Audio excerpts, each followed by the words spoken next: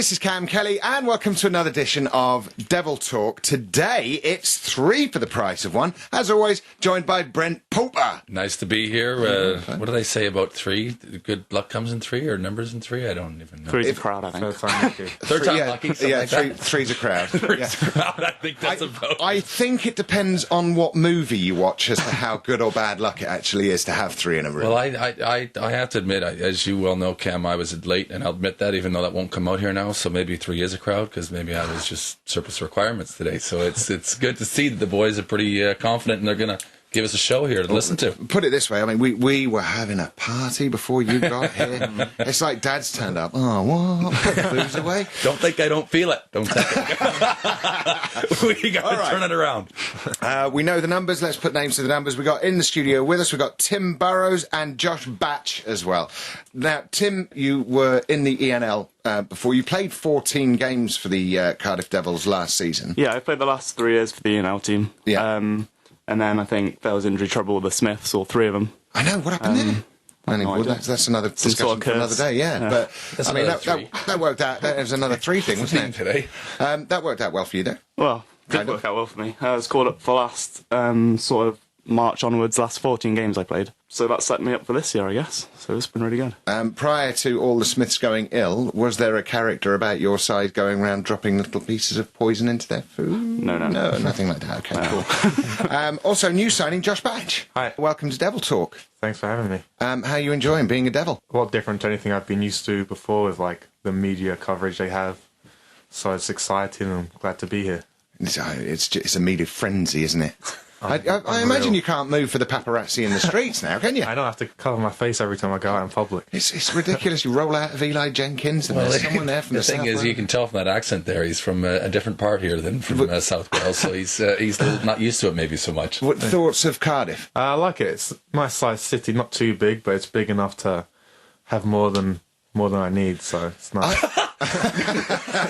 I always like to liken Cardiff. It's a town that if you want to be found, you can be, but it's a city big enough that you can be lost if you want to. I think Cardiff could boast what most businesses in any Yellow Pages advert boast, which is big enough to cope, small enough to care. Oh, you like that, right? Like, listen, I almost took that little soundbite out, and I think we should sell that to somebody. All right, yeah, we will do. We will do. Right. So here we are. We're looking forward to this weekend at home, back in the Bay. It's Hull. What are we expecting? Well, I think they're a team that's actually owned by the Coventry Blaze as well, and not that means anything about their particular lineup, but I think they're a team that built forward last season and are a more.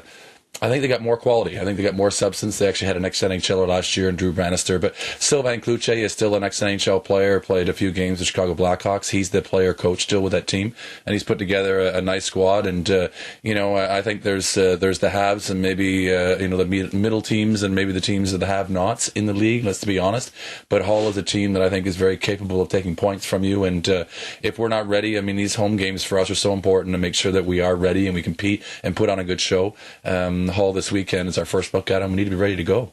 But I was talking to the boys beforehand about the performance in Sheffield on Sunday after such a victorious night on Saturday night in the Bay against Sheffield, the return leg obviously on their home turf. And Tim and Josh were both saying that they actually played extremely well, and it's one of those things that you can take confidence from even the loss on the Sunday night. You can take all the confidence from the feel of the whole game really into Hull. Oh yeah, definitely. For the 50 minutes of the game, we were on top, and that's really the positives we can take from the game. It was just the last 10 minutes we ran into penalty trouble, they equalised.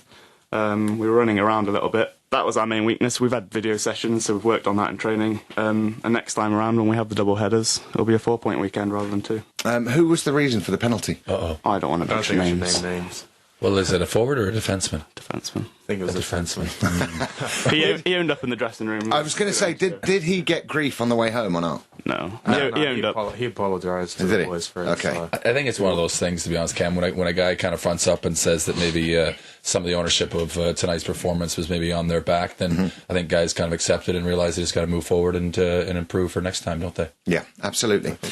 Saturday night, due to circumstances beyond my control, unfortunately I couldn't get down to any matches before that. That was my first game of the season. I came down to on Saturday night. It was great. Awesome game. It was great. Cracking little start for Phil Hill, the first 2 goals down, wasn't it? And then, about halfway through the night was the time I decided to go to the toilet, and the entire arena went mental, and I thought, well, either I'm doing a great job or a fight's broken out. No one was cheering for me in the toilet. So I missed the only fight, and I'm reliably informed it was Frank the Tank. It was a great fight. I'll let the boys comment on it. But, the thing about a good old scrap that gets the build going, it doesn't matter really what the result's going to be, but both guys were throwing from the hip. He was fighting Colt King from Sheffield, and, at the end, I think Chris Frank's expression of real sort of jubilation, kind of excitement. You get such an adrenaline buzz when you get involved, and you may have got one on the button, and it doesn't matter who you are, you're always going to, but he came up swinging, and I think everybody really just loved that Frank the Tank kind of maybe took the shackles off and really got stuck in, and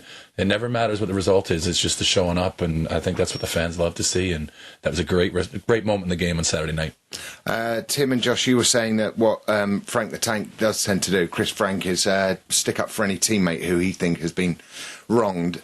Was he defending anyone by doing what he did? I don't think so. I think it was just altercation between the two. After, I think, Colt King's a forward, he was in front of our net after a whistle, and it got into a bit of a pushing war, and from there they just decided to take off the gloves and go at it. When an altercation like that does happen, are you getting ready to jump over yourself in case there's a bench clearance or not? Are you on the back foot ready? Well, I think that's quite rare, so I wasn't exactly prepared for it, but obviously when you start seeing guys flying over the bench, then you're willing to go. Is that one of those things you don't actually want a bench clearance, or is it one of those No, I that think it's quite fun. You want your bench clearance wings? Do you get a badge like the scouts to put on your top if you're being involved in a bench clearance? One of those things, though, I think if guys have ever been involved in one, it's certainly a benchmarker. Certainly, I think anybody, they never forget it, do they? But is that something we promote? I quite like the fact that you don't promote it. I like the fact that it's not part of your training, right, boys?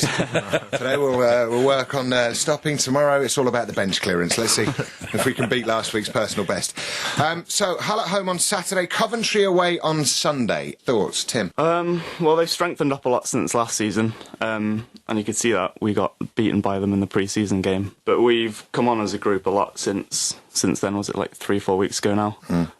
We've had some decent results against the top teams, so we'll be ready for them, and we'll get our own back on them. Sort of the least you can hope for is a win at Coventry, because one of the most depressing things in the world is driving into Coventry. Oh, it's an awful place. Well, this is going live is the only problem, Cam, but I don't want to say it, but I remember going into a cafe and it just smacked me right in the face when I just went in there of just a certain aroma that I just don't want to frequent too often. I worked there for a year.